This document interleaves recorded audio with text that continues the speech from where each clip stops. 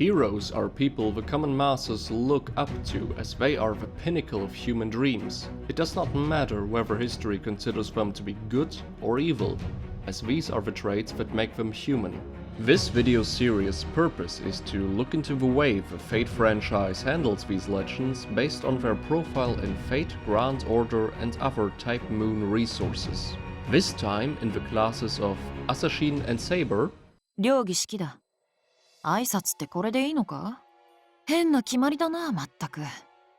勝手は違うけど、適当に暴れてやるよ。Ryougi Shiki does not have a historical person she is based on. Rather, she is an original character created by Kinoko Nasu and Takashi Takeuchi. Born into a demon hunter family in the city of Mifune, she was a special newborn given a dual personality consisting of a male and a female part, growing up in the body of the latter sex. This attribute was a trademark of the Ryougi family and is given significance in the writing of a person's name. She was raised to be a being excluded from normal society, learning traditional Japanese arts such as tea ceremony, flower decoration and swordsmanship. All of it changed when she met a young man named Kokuto Mikiya and learned about all kinds of new feelings after enrolling in the same class as him. あなた、誰? After several meetings and a date, he discovers, or rather is being told, about said dual personality. 俺が式で、普段の方が式。ただ、俺と式は別人じゃない。Ryougi Shikiは常に一人だ。After he witnessed her standing next to a corpse, she chases after him and as he runs away from her, she is hit by a truck and falls into a coma. In fact, she was a suspect of a murder spree that took place in the vicinity. This was all a setup by the masterminds Araya Soren and the unsuspecting classmate of Mikiya, Shirazumi Ryo, who was the true culprit behind these murders. After Shiki woke up from her coma, she realized that her male personality died and that she awoke to her special powers, the mystic eyes of depth perception. These special eyes show the user lines and points of depth on about everything, only limited by the capabilities of the user. 形のないものは見えにくいんだけどな。She can literally kill everything that is in some form alive, even a servant in spirit form who would otherwise be untouchable to anyone. Lines kill a specific part, while points kill the whole structure they connect. After awakening to this power and defending against an attacker sent to kill her in the hospital, she agrees to work under Aozaki Toko, while also being taught properly how to use her eyes. She would later on be joined by Mikiya, who found Toko's office and joined her as an investigator. While working in her office, she would encounter several weird cases with even more unique opponents to face, such as Asagami Fujino, a person with similar eye powers who can bend space when she looks at a certain spot, Kurogiri Satsuki, a man who can make a person lose their way fighting an opponent, Don't lose your way! Kirie, a girl bound to bed with the power to manifest spirits to haunt people, and Shirazumi Ryo, a man trying to become a beast and frame Shiki with cruel massacres. All of these people were awakened to their origin, an essence that describes their very soul, in order to bring Shiki and thus Araya closer to the root of magic and all existence, Akasha. When Araya captured Shiki to erase her personality and bring forth her void personality, he didn't consider her connection to Mikiya and was unable to return her conscience to nothing. With the help of Enjo Tomoe, a young man she befriended who sacrificed the little of his life that he had left, she was able to break free and kill Araya. But this was not the end of the story, as Shirazumi Ryo returned and tried to turn Shiki into a murderer, a kindred soul to him. When he fatally hurt Kokuto, Shiki was unable to control herself after she broke free from her capture by cutting off a thumb and killed Ryo in rage. This was the first time she killed an actual human being. A surviving Mikiya, while being angry, did forgive Shiki later on. Together with him, she would have one child that Mikiya would call Mana. Aside from her eyes, Shiki has lost her left arm 2 times and had it replaced each time with an advanced doll arm infused with magic. Thus, this arm has some superhuman capacities. Other than that, she has the nimbleness of a cat, but no other noteworthy abilities except for her swordsmanship, which is being said to rival most experienced swordsmen. Her abilities as a servant are almost all reasonable. In both classes she has Strength of E, which of course is understandable since her abilities render brute force unnecessary. As an assassin she has a rank D endurance and an A+ rank agility, corresponding to the nature of the class, and an average mana pool with a C rank. One might argue that this parameter should be lower due to her having no real use for magic itself. Her luck rankings of A and A+ respectively might be referring to either the fact that seeing the trigger points of death on things eliminates any form of randomness in battle, or her connection to the root together with being able to see a glimpse of the future occasionally.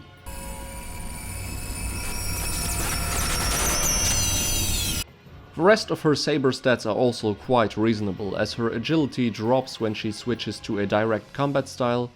The rise in mana is explained through her connection to the root, as her saber form seems to be the point in her life when she had the closest connection with it. The interesting difference lies in her noble phantasm.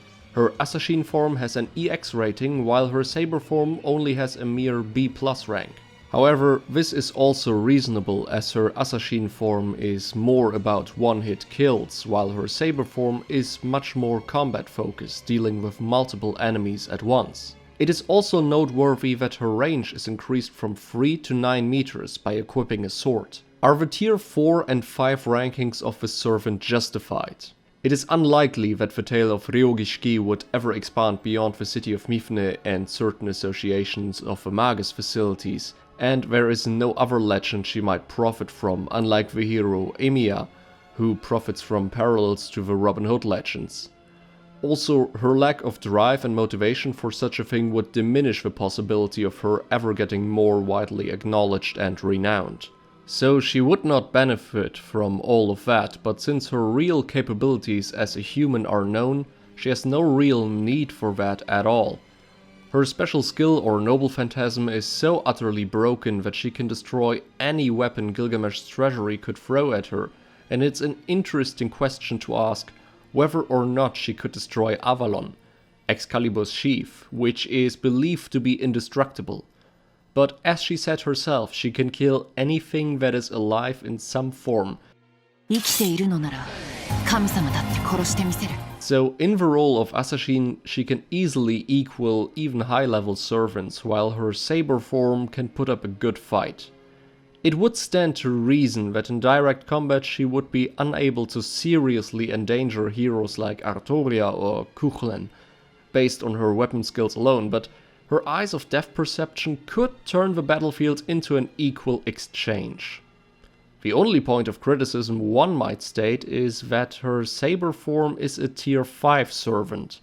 Of course, as a saber she has superior combat abilities, further enhanced by her extremely dangerous sword Kushi Kanesada, but the major difference lies in the fact that in Grand Order she's fighting against a servant and not a human, and most of them, based on their legend, brought their soul weapon to a level much higher than Shiki would ever be able to. In both forms she has the mystic eyes of depth perception rank A and C, which pierce invincibility, increase arts damage, and lower the opponent's death resistance, making her noble phantasm even more dangerous. Both forms also possess the yin-yang skill on ranks A and B. The assassin form increases her NP gain while decreasing her HP, while the saber form uses a stronger version of that skill with the opposite effect. False Eye of Mind rank A gives the assassin evasion and an increase in critical stars, while the saber version has an attack boost in the form of Cloudshine rank B. With her passives she has the natural assassin skill Presence Concealment rank C, which increases her criticals, but more interestingly, she is the only non-archer servant that possesses an A rank in independent action, reflecting her personality. It is to be considered here that she is story-wise more or less in a dream state, and that awakening from it may kill her. but perhaps it is due to her personality, which is that of a strong lone wolf. Her saber version also has independent manifestation, but at a much lower rank of C. A magic resistance of A is also explained through her connection to the root, which coincidentally is another passive skill of her at rank A, and her ability to kill anything, even magic. This time there is no historic accuracy to be discussed, as she is an original character, but most of the choices seem reasonable. She is available in both classes that would make sense for her, except for the Berserker class, which is a class that is applicable to any servant anyway. One might argue about her being a class 5 servant, but what no one can dispute is her dangerous noble phantasm. Gameplay-wise, she's indeed a good unit to have, and as an event servant she is rather easy to use at full potential. For original characters like her, we refrain from ranking her, but you are usually allowed to state your opinion, whether it's based on the gameplay or the actual character. If you liked this little insight into Ryougi Shiki, I recommend you to go and watch Kaara no Kyoukai movie series where she originates in. If you like a combination of fantasy action, thriller and crime stories, animated very beautiful by Ufotable, but be aware of its slow pacing at times and its non-chronological execution. I hope you liked learning about the enlarged pool of Typemoon characters and the detailed information about the actual historic persons or the work they appeared in. Leave a comment and tell us what you think about it, and if you wish us to cover more servants in the future, be sure to like this video, share it with your friends who are interested in this universe, and subscribe to avoid missing new episodes. The next episode is going to be about Nightingale. But if enough of you want a certain character to be represented, we will take these opinions into account. And remember, I can say it, I'm a Typemoon fanboy.